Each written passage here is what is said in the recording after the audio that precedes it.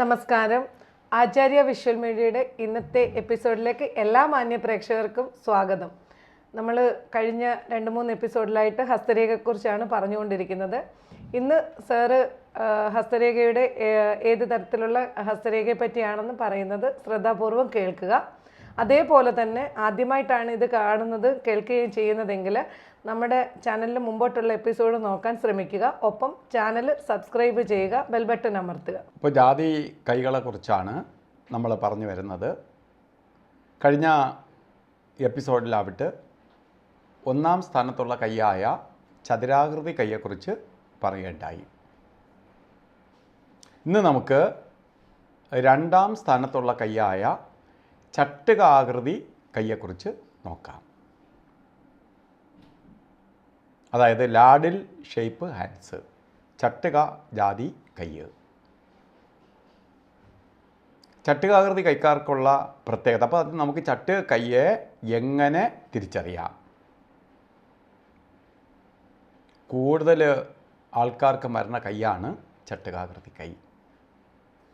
ശരിക്കും പറഞ്ഞാൽ ഒരു 100 പേരെ നമ്മൾ എടുക്കുകയാണെങ്കിൽ ഒരു 40% ആൾക്കാർക്ക് വരുന്ന കൈയാണ് ചട്ടുകാകൃതി കൈ. ചട്ടുക കൈ കൂടുതൽ പേർക്ക് വരുന്ന കൈ എന്ന് ഞാൻ പറഞ്ഞു. ചട്ടുകാകൃതി കൈ നമുക്ക് തിരിച്ചറിയാൻ വേണ്ടി നമ്മൾ കൈ പരിശോധിക്കുമ്പോൾ ഇപ്പോൾ തന്നെ പിക്ചറിൽ കാണിച്ചിട്ടുണ്ട്. ചട്ടുകാകൃതി കൈ, ചട്ടുകം എന്ന് പറയുമ്പോൾ എല്ലാവർക്കും അറിയാം, ദോശയൊക്കെ ഇളക്കിയിടുന്നത്. ഇപ്പോൾ ചട്ടുക കൈ ഒന്നുകിൽ നമ്മുടെ കൈയുടെ ഉൾഭാഗം, അതായത് വിരലുകളുടെ ഭാഗം വീതി കൂടി കൈയുടെ മുകൾ ഭാഗം വീതി കുറഞ്ഞ് കാഴ്ചയിലൊരു ചട്ടുക മാതിരി ഇരിക്കും. അല്ലെങ്കിൽ എന്തു ചെയ്യും, ശരിക്ക് മുകൾ ഭാഗം വീതി കൂടിയിട്ട് വിരൽ ഭാഗം വീതി കുറഞ്ഞ് കാണപ്പെടും. മോയിട്ട് തന്നെ വിരലുകൾ, നമ്മളെ കയ്യെ ഒന്ന് സൂക്ഷിച്ച് നോക്കിയാൽ ഈ വിരലുകളുടെ അണിവിരലിൻ്റെ താഴ്ഭാഗം ചിലപ്പോൾ ചരിഞ്ഞ് ഒരു ചട്ടുക രൂപത്തിൽ കാണപ്പെടും. അപ്പോൾ കൈ നമ്മൾ ശരിക്ക് പരിശോധിക്കുമ്പോൾ തന്നെ നമുക്ക് മനസ്സിലാവും അത് ചട്ടുക രൂപത്തിൽ കാണപ്പെടും.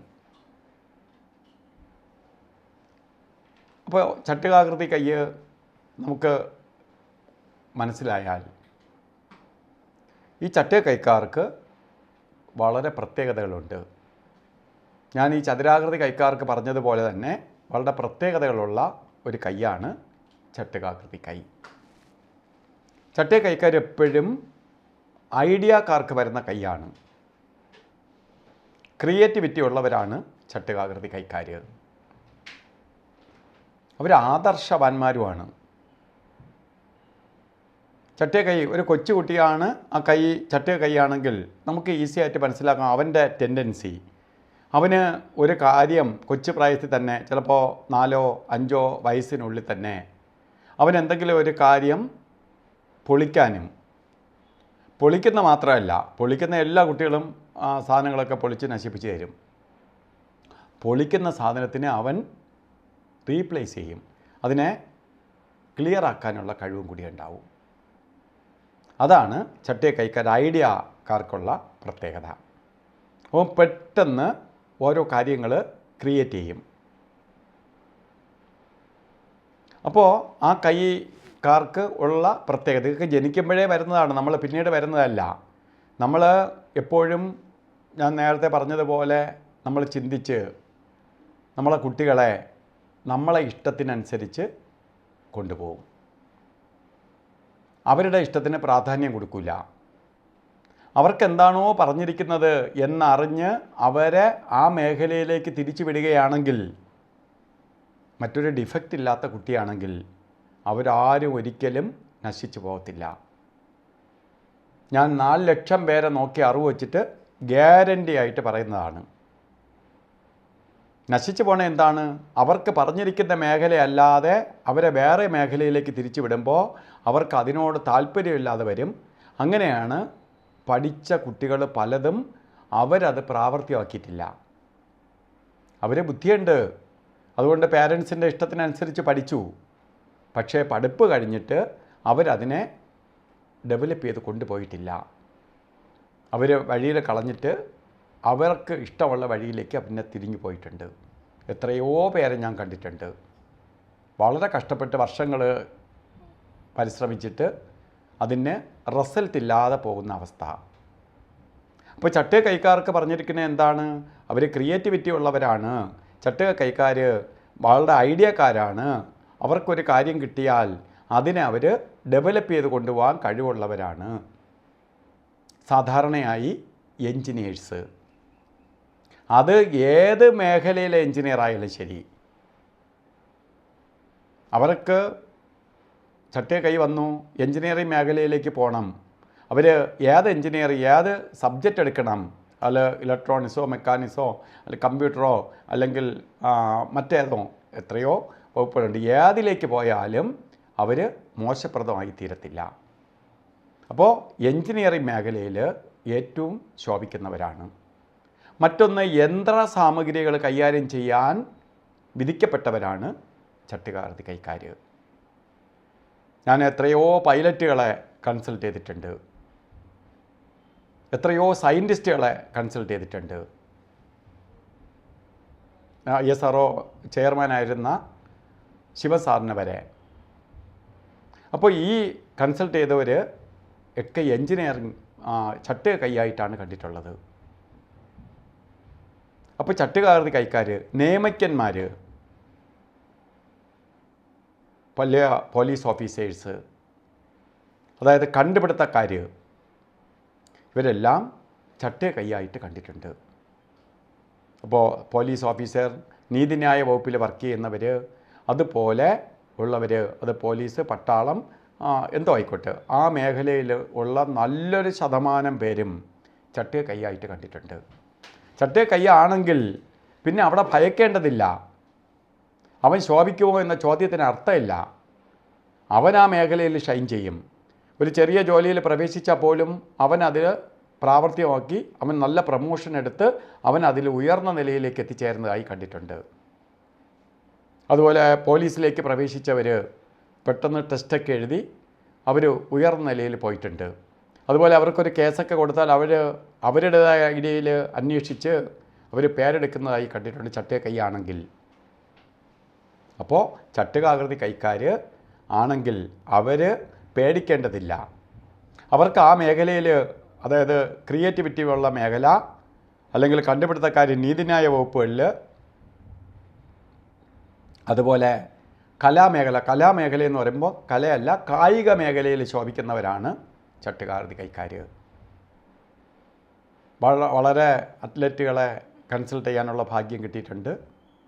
അപ്പോൾ അതിലും 90% പേരും ചട്ടുകാകൃതി കൈയായിട്ട് കണ്ടിട്ടുണ്ട്.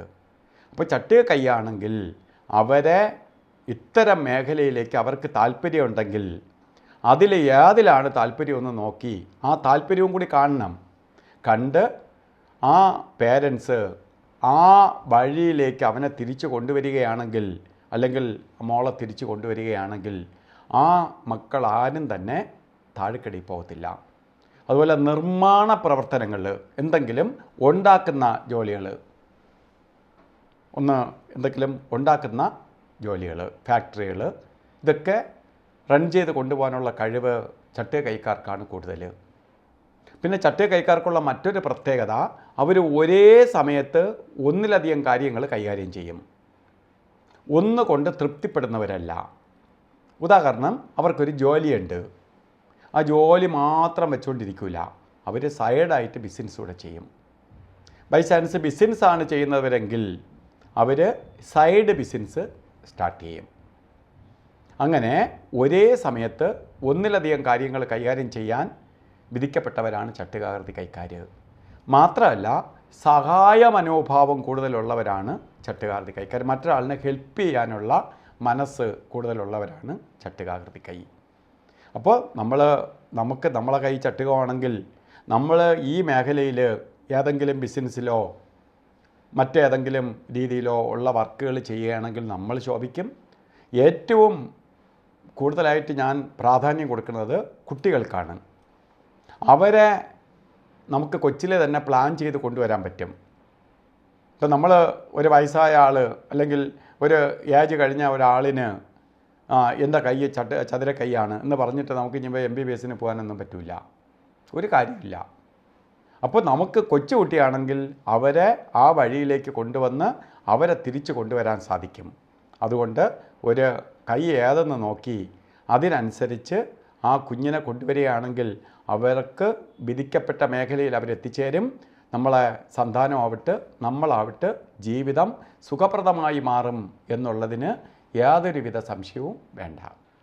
ഇന്ന് ഇതുവരെ പറഞ്ഞിട്ടുള്ള ഹസ്തരേഖയെ പറ്റി നിങ്ങൾക്ക് കൂടുതലായിട്ട് വിശദമായിട്ട് നിങ്ങളുടെ ഹസ്തരേഖ ഏതാണെന്നോ എങ്ങനെയുള്ള കൈയാണെന്നോ അറിയാൻ വേണ്ടിയിട്ട് നമ്മൾ ആദ്യത്തെ എപ്പിസോഡിലെല്ലാം പറയുന്നുണ്ട് ജനിച്ച തീയതിയോ ജനിച്ച സമയമോ അറിയണമെന്നില്ല. ഹസ്തരേഖയെ പറ്റി കൂടുതലായിട്ട് അറിയുന്നതിന് വേണ്ടി സാറിൻ്റെ കൺസൾട്ടേഷൻ അവൈലബിൾ ആണ്. ഒന്ന് ഓഫീസ് കൺസൾട്ടേഷൻ, തിരുവനന്തപുരത്ത് വഴുതക്കാടാണ് സാറിൻ്റെ ഓഫീസ്, അവിടെ കൺസൾട്ടേഷൻ അവൈലബിൾ ആണ്. അവിടെ ഓഫീസ് കൺസൾട്ടേഷൻ കിട്ടുന്നതിന് വേണ്ടിയിട്ട് 9847064540 ഈ നമ്പറിൽ ബുക്ക് ചെയ്താൽ സാറിന് നേരിട്ട് കാണുകയും കൺസൾട്ടേഷൻ കിട്ടുന്നതുമാണ്. അതേപോലെ തന്നെ സാറിൻ്റെ ഓൺലൈൻ നമ്പർ, അതായത് ഓൺലൈൻ കൺസൾട്ടേഷനുള്ള നമ്പറും വിദേശ മലയാളികൾക്ക് വേണ്ടി ദുബായിൽ കരാമയിൽ ഓഫീസുണ്ട്, അവിടുത്തെ കൺസൾട്ടേഷൻ ബുക്ക് ചെയ്യുന്നതിൻ്റെ നമ്പറും ഇതിൽ കാണിക്കുന്നുണ്ട്. നിങ്ങൾ അതിൽ വിളിച്ച് ബുക്ക് ചെയ്താൽ നിങ്ങൾക്ക് വിദേശ കൺസൾട്ടേഷൻ അവൈലബിൾ ആണ്. ഒപ്പം ഓൺലൈനിൻ്റെ നമ്മൾ പറഞ്ഞു ഈ നമ്പർ സാറിൻ്റെ പേഴ്സണൽ നമ്പറാണ്. ഇതിൻ്റെ വാട്സപ്പിലേക്ക് ജസ്റ്റ് ഒരു ഹായ് മെസ്സേജ് മാത്രം കൊടുക്കുക. കൺസൾട്ടേഷൻ്റെ പ്രൊസീജിയർ നിങ്ങൾ മെസ്സേജ് കൊടുത്തു കഴിഞ്ഞാൽ നിങ്ങൾക്ക് കിട്ടുന്നതായിരിക്കും. അതിനുശേഷം എന്തെങ്കിലും ഡൗട്ട് ഉണ്ടെങ്കിൽ സെയിം നമ്പറിലേക്ക് കോൾ ചെയ്യാവുന്നതാണ്. അടുത്ത എപ്പിസോഡിലേക്ക് വരുന്നത് വരെ എല്ലാ മാന്യപ്രേക്ഷകർക്കും നന്ദി, നമസ്കാരം.